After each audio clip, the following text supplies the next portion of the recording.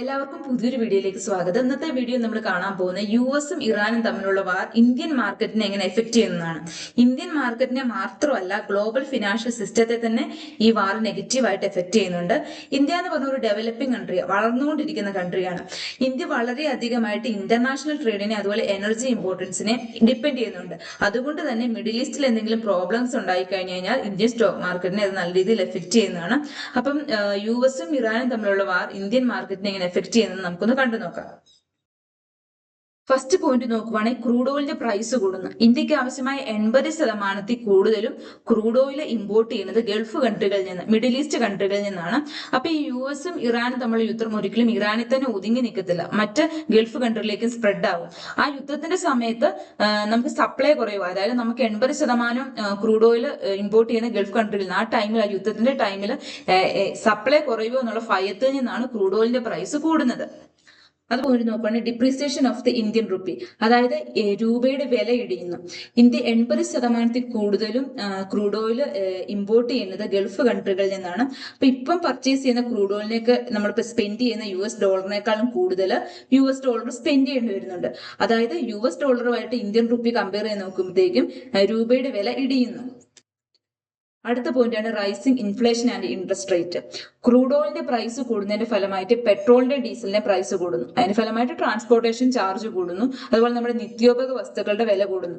അപ്പൊ ഈ ഇൻഫ്ലേഷനെ നിയന്ത്രിക്കാൻ വേണ്ടി RBI ഇൻട്രസ്റ്റ് റേറ്റ് കൂട്ടുന്നു.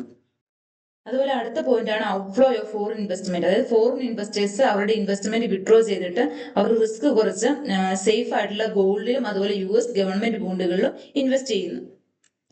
അതുപോലെ നമുക്ക് ഓരോ സെക്ടറുകളെ എങ്ങനെ എഫക്ട് ചെയ്യുന്ന കണ്ടു നോക്കാം. ഫസ്റ്റ് വരുന്നത് ഏവിയേഷൻ സെക്ടറിന് നെഗറ്റീവ് ആയിട്ടാണ് ഇമ്പാക്റ്റ് ആണ് വരുന്നത്. കാരണം ക്രൂഡ് ഓയിലിന്റെ പ്രൈസ് കൂടുമ്പോഴത്തേക്കും മറ്റ് ഫ്യൂവലുകളുടെ പ്രൈസും കൂടുന്നതാണ്. അപ്പൊ എയർലൈന് ടിക്കറ്റിന്റെ പ്രൈസ് കൂട്ടാൻ വേണ്ടി ഫോഴ്സബിൾ ആകുന്നു. അതിന്റെ ഫലമായിട്ട് പാസഞ്ചറിന്റെ എണ്ണം കുറയുന്നു. അതുപോലെ തന്നെ പെയിന്റ് ആൻഡ് ടയർ സെക്ടറിനും ഒരു നെഗറ്റീവ് ഇമ്പാക്റ്റ് ആണ് ഉണ്ടാകുന്നത്.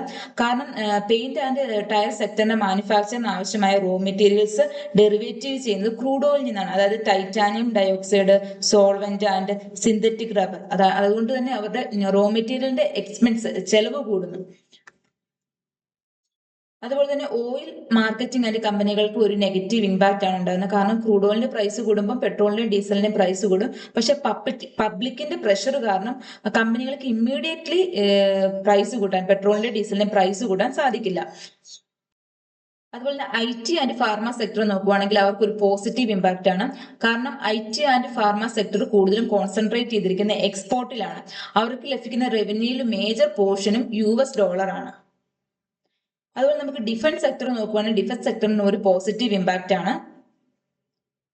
അതുപോലെ നമ്മൾ ബാങ്കിങ് സെക്ടർ നോക്കുകയാണെങ്കിൽ ഒരു നെഗറ്റീവ് ഇമ്പാക്റ്റ് ആണ്. കാരണം ഇൻഫ്ലേഷന്റെ ഫലമായിട്ട് RBI ഇൻട്രസ്റ്റ് റേറ്റ് കൂട്ടും. അതിന്റെ ഫലമായിട്ട് ഓൾറെഡി ലോൺ എടുത്തവർ തിരിച്ചടക്കുന്ന കമ്പാരിറ്റീവ് ആദ്യത്തെ കമ്പയർ ചെയ്യുമ്പോൾ കുറയുകയും അതുപോലെ തന്നെ ലോൺ എടുക്കുന്നവരുടെ എണ്ണം കമ്പാരിറ്റീവ് കുറയുകയും ചെയ്യും. അപ്പൊ ഈ വീഡിയോ എല്ലാവർക്കും പ്രയോജനകരമായി വിചാരിക്കുന്നു. അടുത്തൊരു വീഡിയോ ആയിട്ട് വരുന്നവരെ എല്ലാവർക്കും ഗുഡ് ബൈ.